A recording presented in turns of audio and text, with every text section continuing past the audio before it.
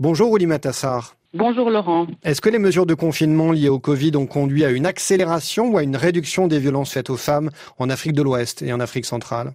Vous savez, les violences faites aux femmes durant la période de la Covid-19, on appelle ça l'épidémie de l'ombre, puisque effectivement on a vu une montée en puissance de toute forme de violence faites aux femmes et aux filles.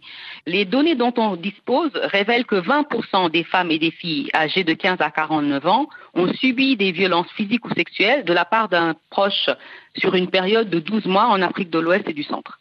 Et quelles sont les violences qui se développent le plus pendant cette période de confinement ? Les violences sont physiques, donc des femmes battues par leur conjoint ou leur partenaire dû à des désaccords, etc.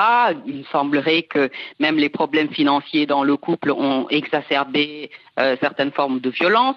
En ce qui concerne les jeunes filles, nos collègues et les associations de la société civile nous ont remonté les mariages forcés, l'excision, les abus sur ces petites filles-là. Et tout cela peut se passer dans l'ombre durant cette période où les gens sont un peu enfermés avec un accès limité aux services médicaux, aux services sociaux de base. C'est-à-dire qu'il y a eu des pratiques comme l'excision, comme le mariage forcé qui se sont développées pendant le confinement ? Absolument. Nos bureaux nous ont remonté l'information qu'il y a un certain nombre de pratiques traditionnelles qui se sont tenues en huis clos durant cette période de la pandémie, puisque l'attention des services publics était plutôt dans la riposte, dans la gestion de la pandémie. Et comme d'habitude, les femmes et les filles sont extrêmement vulnérables. Vous vous souvenez que pour prévenir du mariage des jeunes filles, notre fer de lance était un peu de les garder à l'école. Vous vous imaginez, lorsque les écoles sont fermées durant des mois, les communautés n'ont plus cette contrainte liée à l'éducation pour les jeunes filles.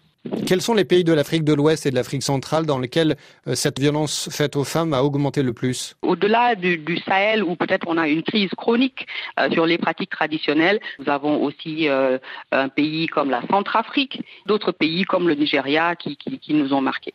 Qui sont aujourd'hui les auteurs des violences faites aux femmes la plupart du temps ? Est-ce que ce sont des étrangers ou est-ce que ce sont des personnes qui font partie de la cellule familiale en Afrique de l'Ouest et du Centre ? La recherche à travers le monde montre que la violence faite aux femmes et aux filles commence par la famille. Et donc ce n'est pas forcément un harcèlement de rue, non, c'est les personnes avec qui les femmes sont ensemble à la maison. Des personnes, en principe, qui devraient les protéger. Est-ce qu'on peut dire aussi que les femmes, de manière croissante, témoignent de tout cela, parlent de leur situation ? Est-ce que cela est en train de changer ?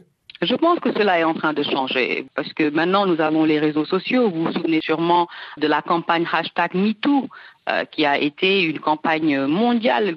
Et aujourd'hui, je pense que le huis clos est plus difficile. Tout le monde est connecté, le digital est là. Donc ce qui se faisait sans que personne ne puisse le savoir, il est de plus en plus difficile de continuer comme ça. Et nous pensons que les réseaux sociaux, les influenceurs, les organisations de la société civile ont aidé à sortir justement les femmes de ce silence-là pour qu'elles puissent dénoncer. Qu'est-ce qui vous semble le plus urgent de faire changer pour lutter contre ces violences faites aux femmes ? Est-ce que c'est le droit ? Est-ce que ce sont les mentalités ? Je pense que c'est un tout. C'est un travail qui demandera la participation active de plusieurs acteurs.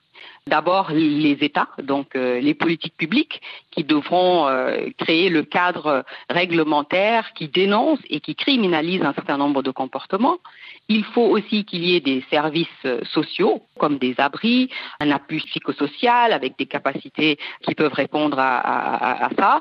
Il nous faut des financements, puisque nous jugeons en tant qu'ONU Femmes que les financements qui sont reçus par les associations et les organisations féminines sont marginales comparés aux conséquences de cette violence-là, ne serait-ce que sur l'économie et le bien-être des populations. Quel est votre message aujourd'hui aux femmes qui sont victimes de ces violences, Oulimata Sarr ? Nous sommes mobilisés, vous n'êtes pas seuls.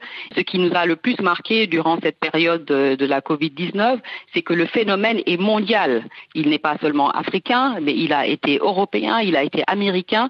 Je pense que le monde entier s'est rendu compte que cette violence faite aux femmes et aux filles est quotidienne et qu'il faut apporter une réponse forte. Aujourd'hui, nous avons besoin de la participation des hommes dans notre plaidoyer parce que nous n'y arrivons pas toutes seules. Nous avons besoin d'hommes forts, engagés à nos côtés pour justement changer la donne, puisque cette violence vient d'hommes, vient de leurs pères, et je pense qu'ils peuvent les influencer. Oulimata Sarr, merci.